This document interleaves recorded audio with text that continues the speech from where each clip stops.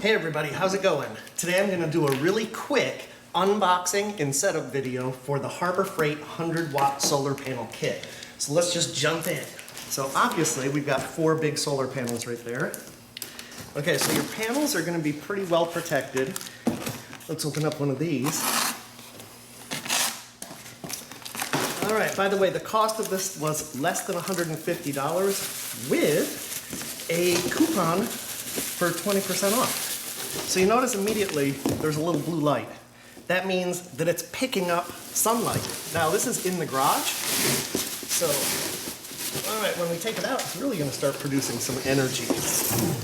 Okay, so the stand looks pretty simple, and so this is just going to prop the device up facing the sun, and then this end of the cord goes into the controller. So you're going to have a controller that fits 4 of these plugs into it. Alright, so let's get rid of the solar panels and look at what else it comes with. Alright, here's the user's manual. I don't even know if we're going to need that. It seems pretty intuitive, just looking at online videos, etc. Okay, so here we got some cords. Here we got the charge controller. We've got some hardware. Now this is to connect the 4 panels to each other as one big rigid structure. I'll do that later. And then we've got this. It comes with 2 LED lights. These will plug directly into the charge controller. Okay, so the way this works is as follows. Each of the solar panels is 25 watts. So this is a 100 watt system. You're not going to be powering your whole house. In fact, you're going to have a hard time powering much of anything in terms of an appliance other than a cell phone, maybe a laptop computer, maybe a small fan. Okay, the 4 solar panel cords go into these connections. And then this end goes into the charge controller. The charge controller can be mounted permanently or not. So let's pretend that these 4 are connected to the solar panels. I believe this now is going to connect to here. Okay, so snug fit. And then this end goes into our charge controller, right where it says solar input. Now, I'm going to go ahead and plug these in, and then we'll take a look at this unit. But you can see you've got USB ports, you got DC output. For example, your light can plug into there. And then at the bottom, we can connect to a battery for charging the battery.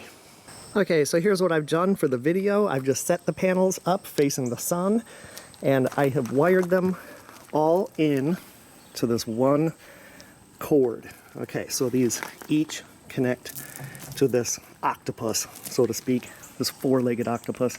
Then my cord's coming into here to the charge controller.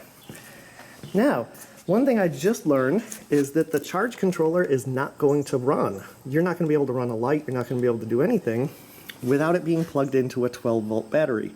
So to plug it into a battery, it comes with this. Now, the battery does not come with the kit, so you're going to have to buy a battery. But you'll notice here we got the battery symbol.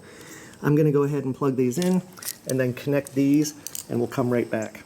Okay, you have to back the screw up a little bit, and then red is positive. So we're going to get that underneath the screw, and then screw it down tight.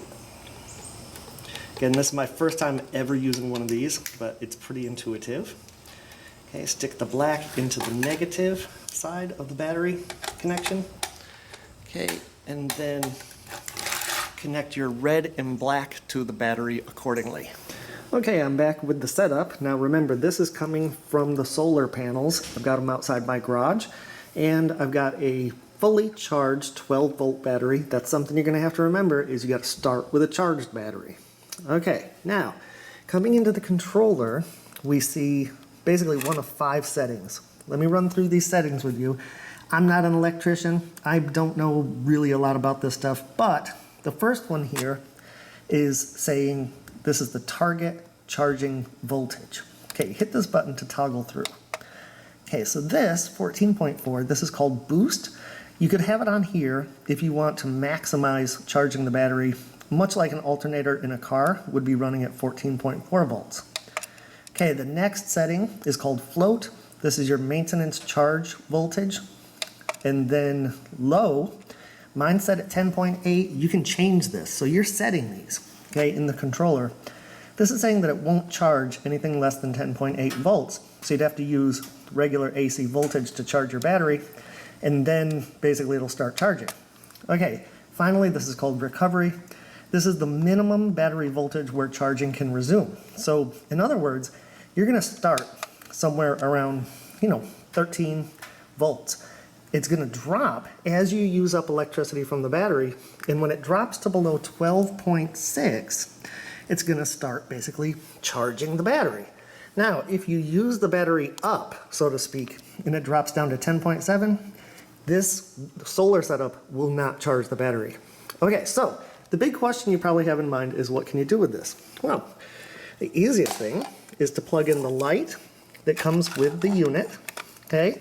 And remember, this is basically working off the battery, so nice bright LED light.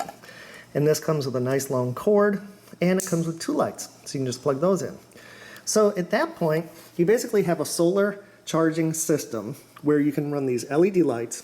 You can charge anything with a USB, 2 USBs actually, and then you can charge your battery. If you want to run things other than these devices that I've just shown you, you have to get an inverter. So let me show you that.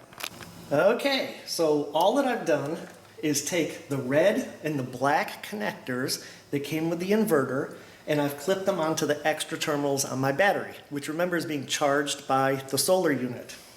Over here you've got 2 outlets, regular 115 volt outlets, and I'm plugging in this pretty heavy duty farm and ranch fan. It's more than 100 watts, and a lot of people don't understand that, because you got 100 watts coming off the solar panel, charging a 12 volt battery.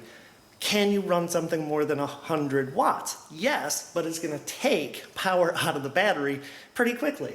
Okay, but let's turn it on. So here's your switch, little LED light says it's on. What do you think? Is it gonna work? Is it going to have the power to run this fan? Let me start it on low. Oh, nice. All right.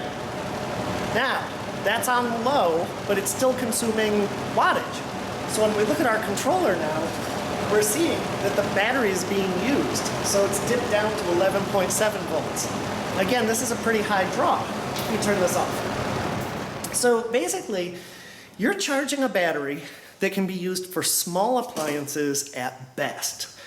This would be really good for charging your cell phone or a laptop during a power outage. You're not going to be able to pump water or do anything really dramatic with this, but it's a pretty good deal for $150 to get this entire setup without the inverter, without the battery. That's a really good introduction to solar. So I hope this review helps, and I'll go ahead and keep putting this to the test, and I'll probably do an update later on. If you have any questions, put them in the comment section, and I'll try to reply.